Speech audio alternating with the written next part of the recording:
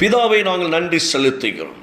எனக்கு ஒரு வார்த்தை ரொம்ப அழகாய் நேற்றைய தினம் தியானித்த ஒரு வார்த்தை, சங்கீத புத்தகம் 91 14 அந்த 91 14 வசனத்தை வாசிக்கின்ற பொழுது, அவன் என்னிடத்தில் வாஞ்சையாய் இருக்கிறபடியினாலே நிச்சயமாய் அவனை நான் விடுவிப்பேன், என் நாமத்தை அவன் அறிந்திருக்கிறபடியினாலே அவனை உயர்ந்த அடைக்கலத்தில் வைப்பேன் என்று ஆண்டவர் வாக்குத்தத்தம் கொடுப்பதை பார்க்க முடிகிறது. அவர்கள் என் மீது அன்பு கூர்ந்ததால் அவர்களை விடுவிப்பேன், அவர்களின் பெயரை அறிந்துள்ளதால் அவர்களை நான் பாதுகாத்து வழி நடத்துவேன். எவ்வளவு பெரிய வார்த்தை தெரியுமாங்க. நாம நம்பல, தேவன் நம்புறாருங்க நம்மள. இந்த விஷயத்தை ரொம்ப ஆழமா நம்மளோடு கூட பேசுறோம் பாருங்களேன். நம்ம கூட நம்முடைய குடும்பத்தை நம்ப மாட்டுக்கோம், மனைவியை நம்ப மாட்டுக்கோம், கணவரை நம்ப மாட்டுக்கோம், பிள்ளைகளை நம்ப மாட்டுக்கோம், இந்த உறவுகளை நம்ப மாட்டுக்கோம், சமுதாயத்தை நம்ப மாட்டுக்கோம், பூமியை நம்ப மாட்டுக்கோம், அரசியல்ல ஐயா நம்ம ஓட்டு போட்ட ஜனத்தை நம்ப மாட்டோம், யாருமே நம்ப முடியல அப்படிங்கிற இடத்துக்கு நம்ம வந்து யாரும் சரியில்லை ஒரு முடிவு கட்டுறோம் பாருங்களேன். ஆனா தேவன் எப்படி யோசிக்கிறாரு, இவர்கள் என் மீது அன்பு உள்ளவர்கள், இவர்கள் என்னை நேசிக்கிறவர்கள், இவர்கள் முழுக்க முழுக்க நாமத்தை அறிந்திருக்கிறவர்கள், என் மீது நம்பிக்கையும் வாஞ்சையுமாய் இருக்கிறபடியினால நிச்சயமாய் அவர்கள் சமாதானத்தோடு வாழ்வார்கள். இது தேவனுடைய இருதயங்க. அவருடைய இருதயம் வித்தியாசமானதா இருக்கிறது. இன்னைக்கு நல்லா புரிஞ்சுக்கோங்க. நீங்க சந்தோஷமாய் சமாதானமாய் வாழணும்னு வச்சுக்கோங்களேன், முதல்ல கர்த்தருடைய இருதயத்தை புரிந்து கொள்ள வேண்டும். உலகத்தின் இருதயத்தை புரிந்து கொள்ள நீங்க டைமை வேஸ்ட் பண்ணி நீங்க தோத்து போயிருவீங்க. உலகத்துடைய இருதயங்கள் எல்லாமே மகா திருக்குள்ளதும் கேடுள்ளதுமாகத்தான் இருக்கும். அதெல்லாம் உங்களுக்கு சப்போர்ட் பண்ணாது என்பதை புரிந்து கொள்ளுங்க. அதனால நீங்க போய் முட்டி மோதி மோதி சந்தேகத்தை ஏற்படுத்தி கொள்ளாதீங்க. அவ்வளவுதான்டா, இந்த ஆள் திருந்த மாட்டாரு, அவ்வளவுதான் பிள்ளை திருந்தாது, அவ்வளவுதான் சமுதாயம் திருந்தாது அப்படிங்கிற இடத்துக்கு போகாதீங்க. சமுதாயம் திருத்துவது நம்முடைய வேலை அல்ல. தேவன் நம்மை கொண்டு சமுதாயத்தை ஆசீர்வதிக்க நம்மை செலக்ட் பண்ணி இருக்கிறார் என்பதை புரிந்து கொள்ளுங்க. கர்த்தர் நம்மை கொண்டுதான் குடும்பத்தை ஆசீர்வதிப்பார், கர்த்தர் நம்மை கொண்டுதான் தேசத்தை ஆசீர்வதிப்பார். நாம் தேசங்களுக்கு ஆசீர்வாதமாய், குடும்பத்திற்கும் ஆசீர்வாதமாய். எவ்வளவு பெரிய வார்த்தை பாருங்களேன். அதைத்தான் இந்த வார்த்தை ரொம்ப அழகாக சொல்லுகிறது. அவன் என்னிடத்திலே அவன் வாஞ்சையாய் இருக்கிறார், அவர்கள் என்னிடத்திலே வாஞ்சையாய் இருக்கிறார்கள், அவர்களுக்கு நான் நிச்சயமாய் செய்யாதிருப்பேனோ. நிச்சயமாய் உயர்ந்த அடைக்கலத்தில் வைப்பாராங்க. நீங்களும் நான் உயரமான அடைக்கலம் என்றால் என்ன தெரியுமா? அந்த அடைக்கலத்துக்குள்ள எந்த மனுஷன் உள்ளே புகுந்து உங்களுடைய குடும்பத்தை உடைக்க முடியாது. அந்த அடைக்கலத்துக்குள்ள உங்களுக்கு இருக்கிற ஆசீர்வாதத்தை திருடன் வந்து திருட முடியாது. எந்த சூழ்நிலையிலும் உள்ளே புகுந்து எவனும் கொள்ளையிட முடியாது. உயர்வான இடத்திலே உயர்வான அடைக்கலத்தை கர்த்தர் உங்களை வைத்து ஆசீர்வதிக்கிறவராய் இருக்கிறார். ரொம்ப பிடிச்சிருச்சு அந்த வார்த்தை. எவ்வளவு அழகான வார்த்தை பாருங்களேன். அவர் பார்வையில் அவர் பேசுறாரு, அவருடைய இருதயத்தை திறந்து கொட்டுறார் ஆண்டவர் நம்மகிட்ட. இந்த உலகத்தில் இருக்கிற ஜனத்தின் மீது, அவரை நம்புகிற பிள்ளைகளின் மீது அப்படியே கொட்டிக்கிட்டே இருக்கிறார் பாருங்களேன். ஒன்று உயர்ந்த அடைக்கலத்தில், அடைக்கலம் என்பது பாதுகாப்பான ஒரு இடம், நீ தேடியும் எதிரிகளை காணாது இருக்கக்கூடிய ஒரு இடம், வியாதி உன்னை நெருங்காத ஒரு இடம். எகிப்துக்கு வரப்பண்ண வாதைகளில் ஒன்றையும் நான் உனக்கு அனுமதிப்பதில் சொன்னார் பார்த்தீங்களா? அந்த வாத உன்னை எட்டியே பார்க்க முடியாது.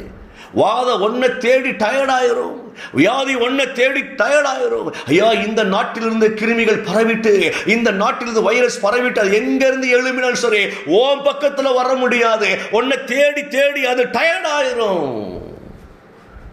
நீ தேட நினைச்சாலும் கண்ணுக்கு அது தெரியாது. எவ்வளவு பெரிய கிருபை பாருங்களேன். இதைத்தான் கர்த்தர் நம்ம மேல வச்சிருக்கிறாரு. நம்மளை அப்படித்தான் பார்க்கிறார் ஆண்டவர். அவருடைய பார்வையில எந்த விதமான மாற்றமும் இல்லைங்க. நம்ம தான் அநேக நேரங்கள் சோர்வினால அவரையே சந்தேகப்பட்டிருந்தோம். நல்ல கவனிங்களேன். நீங்கள் உங்கள் கணவரை சந்தேகப்படுறீங்க, உங்கள் மனைவியை சந்தேகப்படுறீங்க, பிள்ளையை சந்தேகப்படுறீங்கன்னா நீங்கள் அவங்கள சந்தேகப்படலை, கடவுளையே சந்தேகப்படுறீங்க. கடவுளை சந்தேகப்படுகிறவங்க தான் குடும்பத்தை சந்தேகப்படுவாங்க, கடவுளை சந்தேகப்படுகிறவங்க தான் உலகத்தை சந்தேகப்படுவாங்க. ஏன்னா இதுதான் சாத்தானின் தந்திரம். அறியாமல் இருக்கிற பாருங்களேன். ஐயா, உன் குடும்பம் சரியில்லை அப்படிங்கிற சாத்தான் உங்களுக்கு ஓதி ஓதி ஓதி உங்களை வந்து டயர்டாக்குறான்னா நல்லா புரிஞ்சுக்கோங்க. உன் குடும்பத்தை பற்றி பேசல, உன்னை உண்டாக்குன தேவன் சரியில்லைப்பா அப்படி தேவனுக்கு விரோதமாய் உங்களை திருப்புறாங்க. ரொம்ப ஆழமா பேசுறவங்க கிட்ட அந்த வார்த்தையை, ரொம்ப ஆழமா அந்த வார்த்தையை நீங்க எடுத்துக்கோங்க.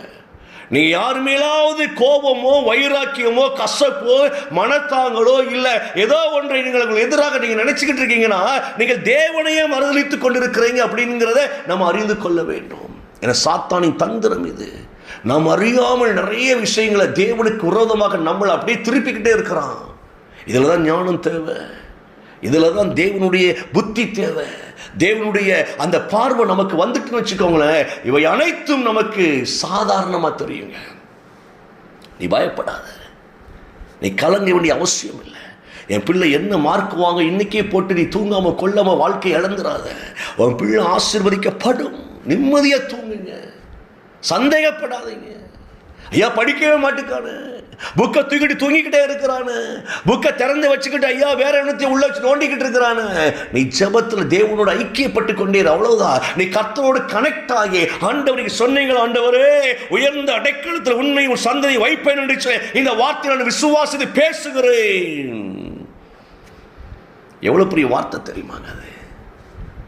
அவர் நம்மை உயர்ந்த அடைக்கலத்தில், நம்ம ஏற முடியாத இடத்திலும் நம்மளை ஏறி வர பண்ணுகிற ஒரு ஆண்டவர், நம்ம எழும்பி பிரகாசிக்க முடியாத இடத்துல எழும்பி பிரகாசிக்க பண்ணுகிற ஒரு ஆண்டவர்.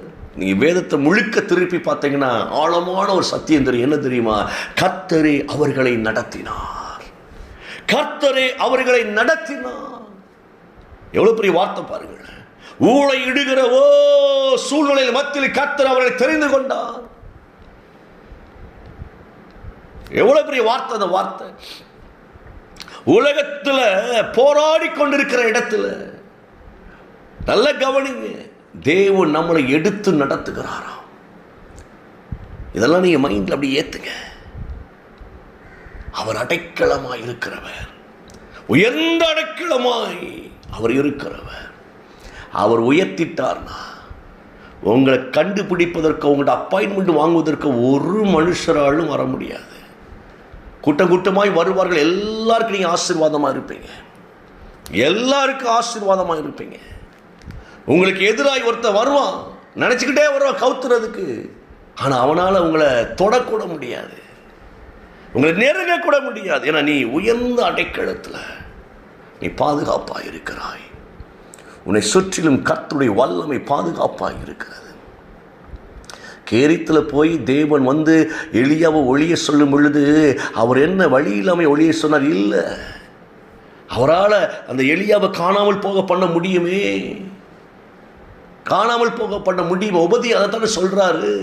ஐயா நீ போய் ராஜாட்ட என்னை சொல்லுன்னு சொல்லும் போது திடீர் கர்த்தருடைய காணாமல் போக பண்ணிட்டான், என்னையா செய்ய முடியும்னு சொல்றாரு அல்லவா? என்ன செய்ய முடியும் நான் அப்படின்னு எலியாட்ட பேசுறாரு. இல்லப்பா போய் தைரியமா சொல்லு. இல்லை இல்லை இல்லை, நீர் வாட்டுக்கு காணாம போயிருவாரு, டக்குனு கடவுள் மறைச்சிருவாரு, பிறகு என்னைய கொண்டு போடுவாரு. நல்ல கவனிங்க. அப்படி வல்லமை உள்ள ஆண்டவர் ஏன் எலியா ஒளிய சொன்னார்? எலியாவுக்கு நிறைய கற்றுக்கொள்ள வேண்டிய விஷயங்கள்ல தனிமையில கர்த்தர் எலியாவை கொண்டு போய் கற்றுக் கொடுத்தார். உன் தனிமையில் நான் உன் கூட இருக்கிறேன்ப்பா, நீ பயப்பட. ஒருவன் தேடி கண்டுபிடிக்க முடியாது. ஏன்னா கர்த்தர் மறைத்து வைத்திருந்தார். யாராலும் கண்டுபிடிக்க முடியல.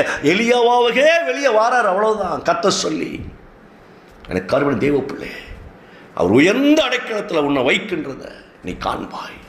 பயப்படாத. உன் பிள்ளைகள் உயர்ந்த அடைக்கலத்தில் வைத்து தாளாட்டப்படுவார்கள்.